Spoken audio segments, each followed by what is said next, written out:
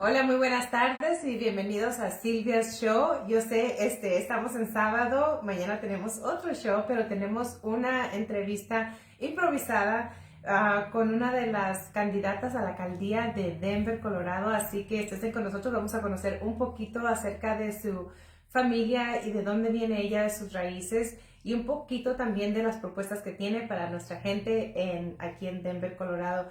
Thank you so much for being with us. We're going to be doing this like improvised interview. It was pretty much at the last minute, so that's why you guys didn't see any promos or anything like that. But we are honored to be with our doctor, because casi so Dr. Lisa Calderón, that she is running to be the mayor for the city of Denver. So we're going to be getting to know her just a little bit more of her background and also what she has to offer to the city if she wins, which she is really on the top. We're going to be trying to translate in Spanish too, so that way our people can get to know her a little bit better, because a lot of news are not really translating everything that she's all about. So welcome to Silvia's Show, and thank you so much for doing this interview. And I'm so happy to see you again. I interviewed you twice before.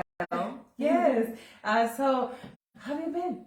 I've been great. I mean, we are coming, this is the last week. The election is on Tuesday, and thank you for coming to my home as well to talk about this historic race.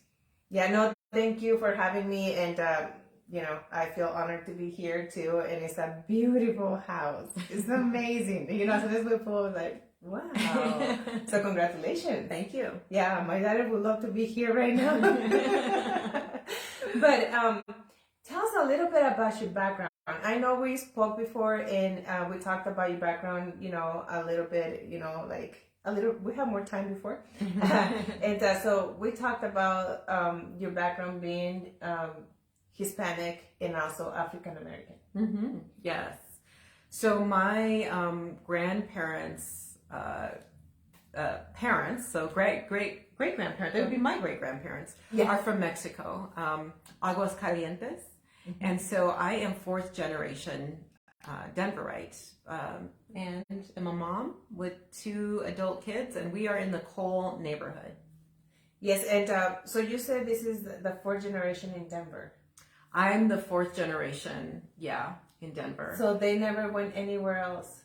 No. Wow. Usually we move to like one or 2 other states and then we come back to I like traveling, but this is home. Well, that is so nice. And also, you have African American. So my black father grew up on this side of town, on the east side of Denver, and my Mexican family was on the north side of Denver. And so, we have a big family across Denver, and only one cousin who moved away to live in California. So the rest of us are here. I bet you anything he'll come back. Yeah. It's a woman. She's got kids, but we see her occasionally when she comes back. So, but the rest of us are here. Oh, that is so nice. And that's why you developed this love for Denver. Yes. So, I went to Denver public schools. I also lived in public housing. My parents were teenagers when they had me. And my grandparents, my Mexican grandparents, had 11 children. And so I was like the 12th kid. My grandma had me and my uncle as babies together. So took care of both of us. So it was like you had a brother. Yes, and lots of aunties and uncles. So with that. That is so nice. So you're very close to your uncles and your aunts. So pretty much your brother. Did you call it brother or? Yeah, no. I mean, I call them auntie and uncles, but they have also been active in my campaign too. They have been.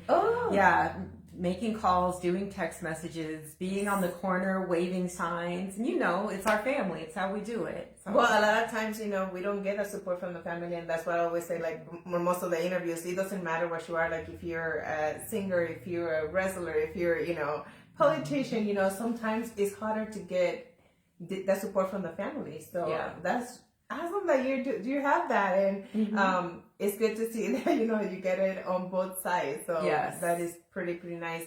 And I was gonna ask you, I know before we talked about all the concerns that you had, for the city of Denver, but what is different this time? Well, I ran in 2019 and I came in third place with almost no money. I went up against the incumbent, Michael Hancock, who had millions of dollars. I ran because we were, Latino and Black folks were being gentrified at the fastest rate in the nation. And in fact, we are still the second fastest gentrifying city in the nation. So I felt like we needed to do something about it. I tried to get other leaders to run, and no one would really step up and take on the incumbent. So I was one of the few people who would do that. And that's what, to me, really makes a leader, is you do it not when it's convenient, you do it when it's necessary. When it's the hard road to go to. And that's one of the things that I'm very impressed, by all your hard work, because you have so many things going against you. One, you're a woman. Yep. 2, African American. 3rd, Mexican American. No resources.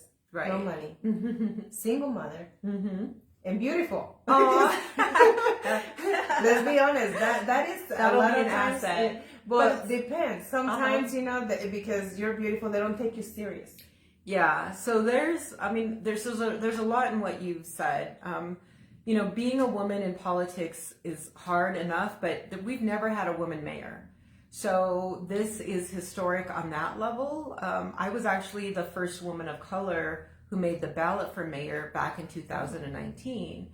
And one of the things I loved is I had a lot of little girls saying, I can be like you. And I want them to understand that we need the role models. I didn't have someone who looked like me with my background, both Black and Mexican American. And so it's really important for us, for children, the younger generation, to see that they can do it too. But you're right that sometimes people don't take you seriously. And, maybe that's part of the reason I also got 4 degrees, is that I wanted to, learning was really instilled in my family, like a lot of our families, that education is a key forward. Owning your home is important. That was drilled in me. But we know that it's become harder and harder in this really unaffordable city. So that's a huge reason that I ran, to bring all of me and to show people like me, like our cultural backgrounds, that they can do it too. And that's one of the things that you're really going for this time, affordable housing. Yes.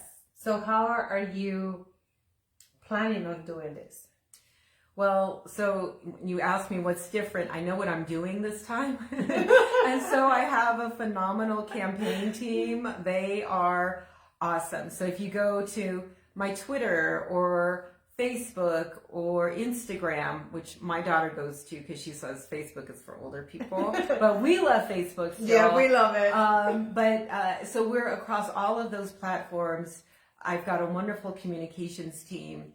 So what's different is you understand how to put together a race and a team, how to also structure the money. So we were in Denver really lucky because everyone who donated to me up until February got matched 9 times. Oh. And that was a game changer for particularly our Latino community. They were able to become investors in this race. So for example, if all you had was $5 to give, it became $50 with the match on top of it. So people who gave $50, which was the most to be matched, that turned into $500. So that really boosted us in those months up until February. But we're still, of course, taking donations. The limit is 500. But this is what I want our community to really understand, is that we have a chance now with those fair election funds to make the mayor, take the mayor's office that we haven't had historically ever before. So that was a game changer for this race. That was huge as to what was different. And you know what? A lot of people tells me, like, who's Lisa Calderón? I was like, I don't see any commercials about her. You know, it's like, guess why? She's not using our money to do that. She's going into all the communities and introducing herself, trying to do something for the different communities. It's not just like Hispanics. A lot of people are like, well, she's trying to get a Hispanic vote, just that's why she's going there. No, she's everywhere. She's everywhere. And that's why you haven't seen her. But you watch the news, and that's where you're going to see her. I mean, they interview her all the time. And those are one of the best interviews. You know, I've seen different politicians get an interview, and you can see it like, you know, they kind of get scared a little bit. You see her in an interview, and it's like a chat. Thank you. You know, so I really appreciate that because, you know, as somebody that really don't know so much in politics, it's good to see. Yes, and we have, internet ads like on YouTube and on Facebook, but they're really inexpensive. So that's what we found out is that's how we reach our folks, Hulu, etc. So you probably come across before the race is over, but you're right, we don't have the tens of thousands of dollars to be on the TV stations. And that's why these kinds of interviews are really important to me, to be able to get the word out to our community. And I appreciate you taking the time to do that, because this is how I get my word out. Also, the debates are a wonderful way to see how we're different as candidates. I'm a very good debater. That law degree came in handy on the debate stage. 9 News actually has what I felt was some of the best debates, because we were able to challenge each other. And so I would encourage y'all to watch those.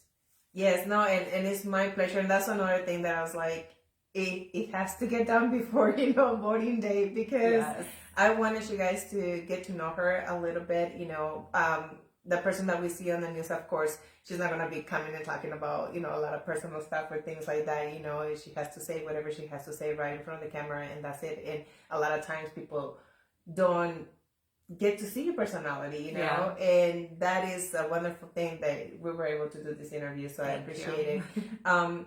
So we have let me see if we have some questions. Thank you for all the ones that are tuning in. Thank you so much, Tizan. Well, we have Al-Marie watching. We have Jeff, Astrid. Thank you so much. Are you guys listening? Good? Like the audio is perfect? I just want to make sure that that's going on good.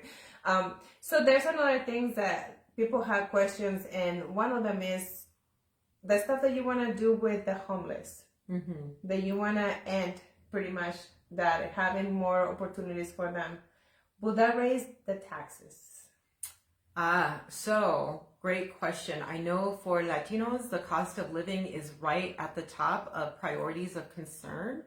And having known what it's like to live paycheck to paycheck, or not even stretching it all the way to the paycheck, and being on public assistance, I know that every dollar counts, and we tend to be actually underpaid, especially Latinas. Earn about 55 cents to the dollar as a white man does. So I know that our money has to stretch further. As far as taxes, so what I want to do is have tax relief for the working people who are barely making it. So that could be subsidies. For example, if you are a small business owner and your rent is becoming too high, and yet you are providing a valuable service in our community, and we want to keep you here, then we should be able to provide subsidies for your rent that continue to go up and up and up. So I actually support rent control. And for me, that means really just having rent regulation about how much your rent should be able to go up in a given year. We are in one of the weakest states in the nation for renters' rights. And renters isn't just about residential, it's also about businesses. Latinos have one of the highest entrepreneurial small business share than any other group, right? So we're very resourceful in terms of if our community needs something, then we're gonna figure out a way to get it and also become small businesses off of that. But if your cost is so high for doing business, then you're going to look at Aurora maybe or other surrounding areas. I want to keep you here because I remember what it was like to be able to walk to our neighborhood stores. We have some in my neighborhood that I live in. And so the more that we have that, the stronger our economy is, the more we are protected in a recession, the more small businesses we have. So small business subsidies are important to me. Having rent options, also mortgage options for when people get in a pinch with their payments. So all of those things we could be doing better as a city that we just have failed to do. So I plan to change that. Okay, and well, with all this, there's so many things that to cover, but we don't have as much time. Is there anything that you want to say to the people that are really concerned about taxes? Because I know our state is one of the most expensive states in the United States to live in. Food, everything. And they're really worried about just having to pay way more. Probably they don't mind a little bit an increase, but sometimes it's too much. It's too much. Yeah, and so what we have are taxes that are going up more than our income. And so I understand that. So as mayor, I would do an audit about where could we give people relief. I'm not a big fan of rebates. So you have to pay something first and then you get it back. Okay. That often doesn't help us. And so what we need to figure out is, what is it that we can adjust to give people some relief? Again, I want working people to have less of a tax burden. I think that people who could really afford to pay more should pay more, because we also know that the ultra wealthy actually pay less in their taxes than people who are at the other end of the spectrum who actually pay more of a proportionate share of their taxes. So I would want to look at how do we make that a more even situation. Some of our taxes are state level, that is not under the control of the mayor. Other things are like fees that operate like taxes, right? So how can we also give relief through our fees? I know that people are also really struggling with the heating bills, and those have gone out the roof, right? What we have to look at is that our heating is by a monopoly company, Xcel Energy. And so Xcel gets to basically set the rates that they want to. And at the state level, they're looking at how do we negotiate a better deal? Do we look at a different kind of service? Like maybe they're the wholesalers, but we have other options from other providers that we can choose, like we do with cable, which is kind of also a monopoly a little bit, but at least we have some options. So yes, having debt relief, fee and fine relief are really important. It's something I would prioritize looking at as mayor. And that is, you hit it hard right there with the Xcel, because I know there's so much controversy right now about the company just because it is ridiculous. Like, personally at my house is $1,000 the bill, and it's like, how can that be? And somebody like, let's say from Bennett, that they have options over there to find a different company. They have this ranch that is so many acres that they have, generators running. They have all these things and they only pay like $150 a month or something like that. And I'm like, how is that possible? So that will be a great thing to do, because I know we're struggling big time. I know a lot of people that just try to bundle up with a bunch of clothes, when it's cold, and but at the same time, it's not the same. I mean, you're still cold. I mean, it's like, let's take a shower.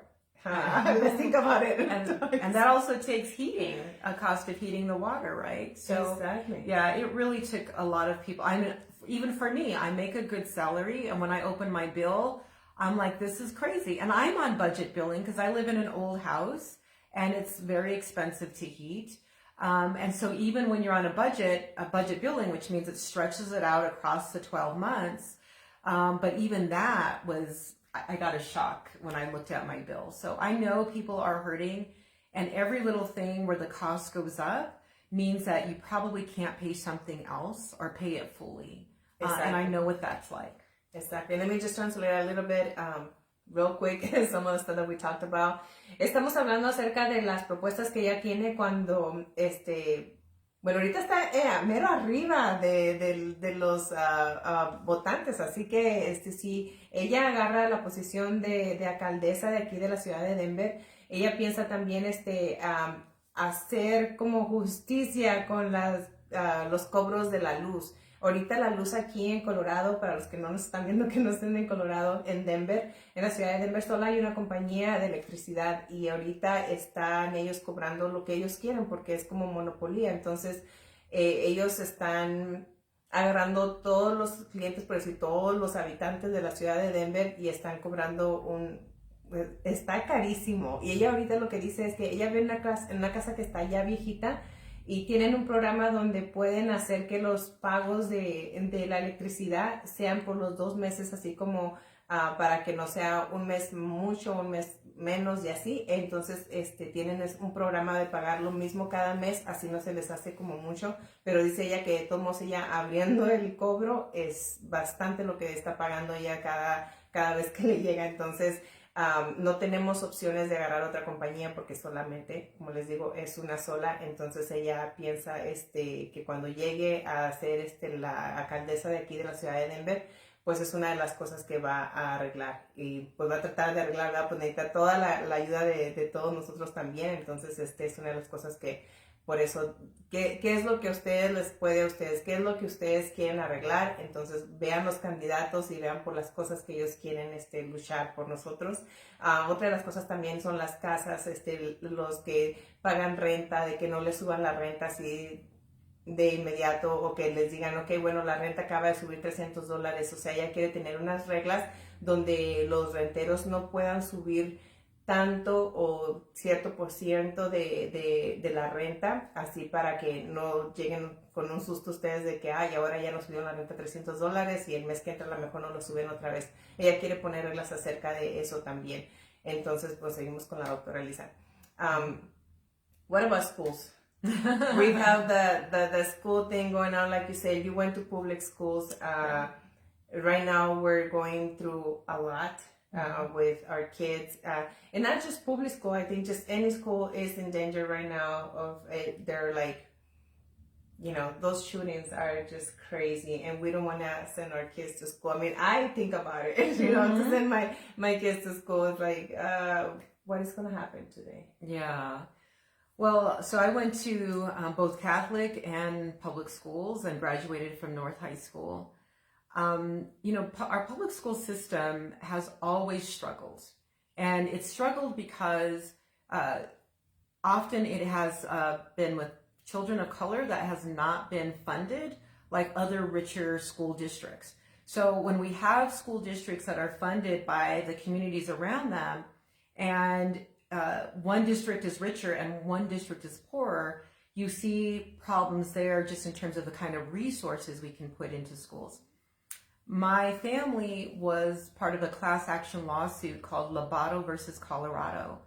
And that was several years ago when my daughter was still attending Denver Public Schools. She since has graduated, so it was several years ago. But it was brought by a Latina, a teenager, in southern Colorado, who said, listen, we are suffering in our communities that are not funded equitably across this state. We won in trial, but we were overturned on appeal. Now the legislature is trying to figure out, like, how do we shore up those kinds of differences in school funding? So that's one thing people really need to understand. This is structural. It's a structural problem of inequity that is historic. When we look at consent decrees for how to teach English language learners, we are still under, Denver Public Schools is still under a court order to be able to provide effective education for English language learners. So in some ways we've come a long way, but in other ways we haven't. So I just wanted to set that context for what we're going through now. So the mayor's office doesn't run the school board, but we could be better partners and collaborators. So one of the things I want to do is have our Office of Children expanded to Office of Children, Family, and Youth. And that way we're really looking at the whole spectrum of young people and families who are struggling to stay in the city, who need resources. Also, that includes teachers, right? In order for us to have the kinds of teachers that we want to teach our children effectively in a culturally responsive way, we need to have supports. And one of those supports is we need to have affordable, accessible housing. So when we look at schools closing, and we know that that really tears up communities when we have to close a neighborhood school, we are the closures are happening because there's not enough money and there's not enough kids, because the number of children determine how much money you're going to get. So if we're having less kids in our schools, that's a problem. I think we should, those schools that are under-enrolled, look at having them be smaller schools with housing. And so, you have affordable housing that might be around that school, on top of that school, part of an extension of that school. But it doesn't make a lot of sense to have schools that are under-enrolled when we can be using those buildings for housing for those students, for those families, for those teachers. So that's how I want to kind of combine all of that. When we look at violence in schools, I understand how scary that is. My generation was the first generation to have drive-by shootings. It was unheard of in my parents' time and my grandparents' time. I mean, it didn't mean that there wasn't gun violence, but not to the level that we've seen. Certainly with Columbine, and most recently in East High School. It's terrible. So we have lots of guns. I think, have more guns than we have people in the United States. So having responsible gun regulations is important, but also understanding what is hurting our young people, where they feel like they have to go to school with guns. And so I look at a public health approach. We talk about having more police officers. We also need to talk about having more teachers, right? And so having more police officers isn't going to help people with students who are feeling suicidal, but more social workers. So we need to look at all of the spectrum of keeping our kids safe, and it's not necessarily answered by just having more police. We need to look at how do we keep our families more secure economically. When families are doing better economically, there's less violence in the home, for example. So we have to look at the whole spectrum. Exactly. One of the things that I'm seeing a lot is a lot of teachers have to drive so far to go to the school they work at because they cannot afford to live right there around the area where they go to school, where they teach. Right. And another thing is salaries, everybody's demanding more teachers, everybody's demanding more police officers, but they don't make that much money either. And so at this point, sometimes they just take it as a job, which before it was kind of they were really passionate to do it. They were so eager to get there and be with the kids. They were like a parent to the kid before. Right now, they're actually just taking their role as, okay, I'm just going to go there and throw my, the lesson for today, and that's about it. They don't really care about what the kid is going through, which, back in our days, we still had teachers that care about the students. And I'm not saying there's not anymore, but, there's still a few there. But that's another thing, like you said, economy, affordable housing, and all those things, they come into play when it comes to raising kids that they're mentally, not there sometimes, and they just go by whatever social media says. I mean, social media is great when you use it right, but it can be, really bad when you don't. Yeah, and especially if you're struggling with mental health issues. I mean, we have a lot of great teachers, but for them to be able to stay in the city, like you were saying, to live and work in the same city, they also have mental health issues, right? I mean, these shootings in schools are just feeling unsafe, or not having the resources, because we expect more and more for teachers to do with less and less resources. Yes. So, we need to have a healthy community all the way around, and that reduces violence. That reduces students being depressed and wanting to, take matters into their own hands that are not very healthy. So that's why I'm saying, as a college professor as well, and having 4 degrees, including a law degree and a doctorate in education, we have to look at what research tells us is effective. And one of those things is like having your mental health supports in the language that you access it with counselors who look like you, who know about your background, is really important. Yeah, because I feel more comfortable and they're like, this person is understanding me, instead of like, sometimes even us as a woman, we go to our physicals and it's like, is it a doctor male or female? Yeah, you know, I feel too. Yeah, I want to see a woman. I mean, because let's be honest, even though they study a lot, they don't feel all the stuff that we go through. It's not the same. It's not the same. So that's why she's talking about like somebody that looks like you, that live in the area that you live in, so that way they can understand all these issues that they're going through. And let me just say that in Spanish. So estábamos preguntándoles acerca de lo que está pasando ahorita en las escuelas. Entonces dice ella que muchas de las cosas que tienen que ver con la violencia que está pasando en las escuelas es de que es como todo como efecto dominó. Si no hay casas que puedan ser compradas por maestros con el salario que tienen los maestros, que no puedan ellos vivir en la misma comunidad donde ellos están enseñando, no pueden ellos tampoco estar poniendo muchísimo tiempo de ellos para estar cuidando bien a los alumnos como se hacía antes.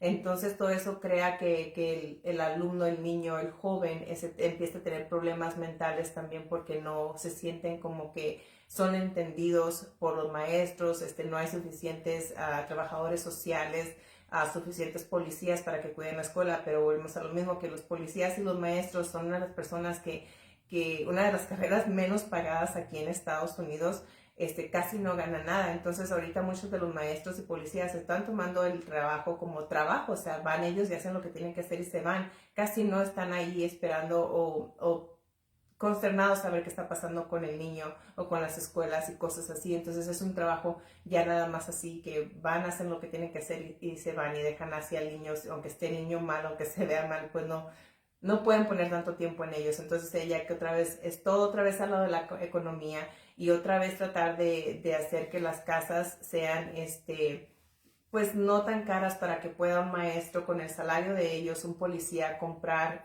su casa, ser parte de la comunidad. Entonces cuando los niños necesiten algo, que sean vistos por un trabajador social o una maestra o algo así, que sea como ellos, que viven en la misma comunidad, que sepa qué está pasando en la comunidad, que se vea como ellos, ya sea afroamericano, mexicano, hispano, lo que sea, pero que se sientan con la confianza de poder decirles lo que está pasando, para que les ayude un poco con los problemas mentales.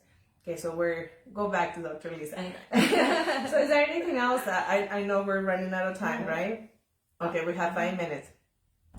Thank you so much. I just want to say thank you to my friend Mike. He's here helping me. Thank you so much, Mike.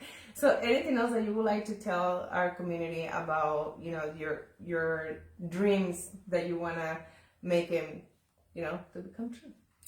Yes. So again, this is a historic election, and I'm tied for first place in several polls.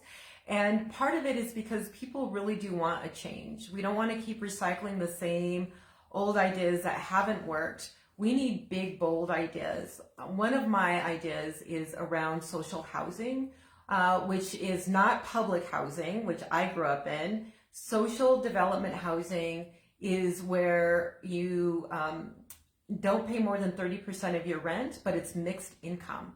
So you have lots of people who can, there's some few at the top who pay more because they can afford to, and they help to subsidize the rent for those at the bottom of the income scale, but everybody gets a nice place to live.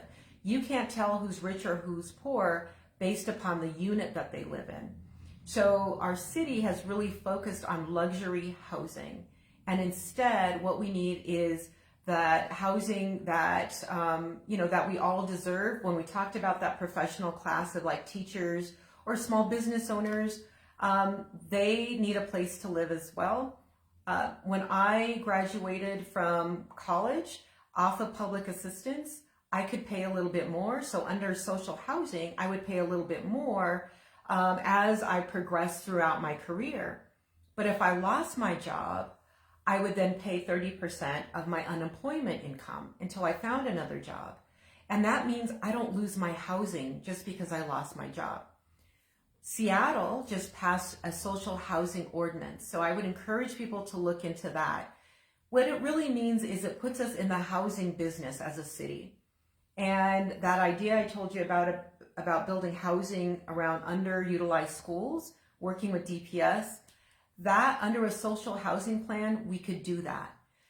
So we become in the real estate business, but for permanent affordability.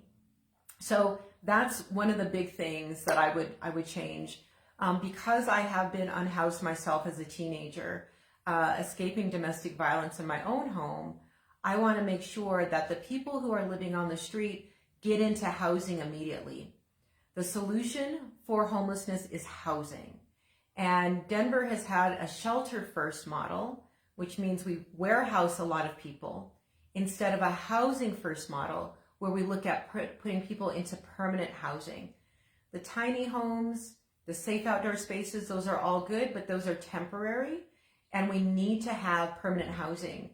Another idea is master leases, which means that the city would negotiate leases with landlords to get people off the street into housing, and it may be in apartment buildings, it may be in single family homes, but the city becomes that person to rapidly, or that entity to rapidly get people housed. So that's what we need. We don't need more criminalization of poor people. We need to get people into housing, and then you stabilize them so they can get services. So I've been a 20-year service provider. I know what it means to get people into housing. 12 years, I was a legal director working with abused women. 8 years, I worked in Denver's jails by running the city's reentry program. And both of those groups have very high unhoused situations when they come out of those situations. So I'm used to getting people into homes, and there's a way that we can do that. So again, look at my plan at lisafordenver.com. And give me some feedback. If there's something you want to see on my website that you're not seeing, it is in Spanish as well. So we've got our website in English and Spanish. Just click on the Spanish speaking tab and you'll see all of our platforms translated. That was incredible. Though you were saying about, I'm still kind of like thinking about it. The social housing. The social housing. Yeah, they do it in Finland. And which is rated the happiest country in the world. And part of that is because they basically have guaranteed housing for everybody. They used to have a very big unhoused population, and now it's less than, I think, 0.5%. So this idea that we need to house people is really important. We also need to have open spaces. And in Finland, they have access to open space. And also their social connection. So being connected through our community is also something that makes us happier. Exactly. Well, that was amazing. Let me see if I can just say it in Spanish real quick. Let me see if we have any questions. Thank you, Audis. Great. Thank you, Alex Avalos. Thank you, my friend, watching us from Chihuahua. Aww. And then here's Aster. A lot of schools that have been hurt by guns was a lot of mental trauma that made them do something that harms. Yes. Yeah. Leandro Rosal, thank you for watching. Then just says, like the idea of social housing makes sense. Okay, en español, así rapidito lo que dijo acerca del plan que tiene ella del como se dice, las habitación social o casas sociables. Es una idea que tiene ella que ya pasó acá en Seattle. Es como por decir, hacer casas que no se vean unas casas más pobres y otras más lujosas, para que nadie sepa, por decir, que todos puedan vivir en un edificio, digamos, con apartamentos, y todos los apartamentos se ven iguales, pero la gente que vive ahí, todos pagan diferentes rentas, por decir, una persona que vive ahí gana muy poquito, por decir, un maestro, se mueve ahí, entonces él va a pagar cierto % de su cheque a ese apartamento. Pero la persona que vive en el siguiente apartamento, pues una persona que tiene un negocio grande, que le va muy bien y hace más dinero, él va a pagar un poco más por ese apartamento. Y es para que no haya diferencias de clases sociales, para que todo el mundo esté más contento, porque dice que en varias partes tienen ya esto, pues ya lo hacen, ya es acción, como quien dice. y están más contentos, hay menos problemas porque no hay diferencias de clases sociales. Entonces, una de las cosas que quiere hacer ella también con esto, al alguien perder su trabajo, ahorita como está también la economía, mucha gente está perdiendo el trabajo, entonces si pierdes el trabajo, no vas a perder el apartamento, no vas a perder tu casa, no vas a perder donde vives. Ellos van a agarrar cierto por ciento, como el 30% del desempleo, del dinero del desempleo que estés agarrando, para que no pierdas tu casa, para que tu familia no pierda su casa. Entonces es algo que ella le gustaría traer aquí a Denver y pues no sé ustedes qué piensan, pero o sea, con todo como está la economía ahorita, con mucha gente no está segura de los trabajos, y no estarse preocupando de que si pierdes tu trabajo vas a perder tu casa, porque no la vas a perder. Entonces una de las cosas que ella está pues luchando para poder ponerla en acción para la alcaldía. Así que si tienen algunas preguntas pueden ir también al website de ella. ¿What's your website? LisaForDenver.com. Okay, el website de ella es Lisa for, es F-O-R, denver.com, y también está en español. Si dice que ella que quieren ver algo ahí en la página de internet de ella que no esté, que le manden mensaje y ellos lo van a poner. Así que pues muchas gracias por haber estado con nosotros. Thank you so much for being with us, Dr. Lisa. It was great seeing you again, and best wishes. Thank you, and we'll see you there. Yes, we'll see you on the other side. Remember to vote Tuesday, April 4th. And that's the last day. So make sure if you have your ballots at the house, just go ahead and send them out. Don't wait for the last minute. Yes, and it's too late to mail, so you got to drop them off at a ballot box. Exactly. So thank you so much. And I'll see you guys tomorrow. Tomorrow we'll have this big artist from Mexico City, Carlos Sainz. So I hope you guys join us. And that's going to be at noon. So that's going to be an early one too. So I'll see you guys tomorrow. Love you guys.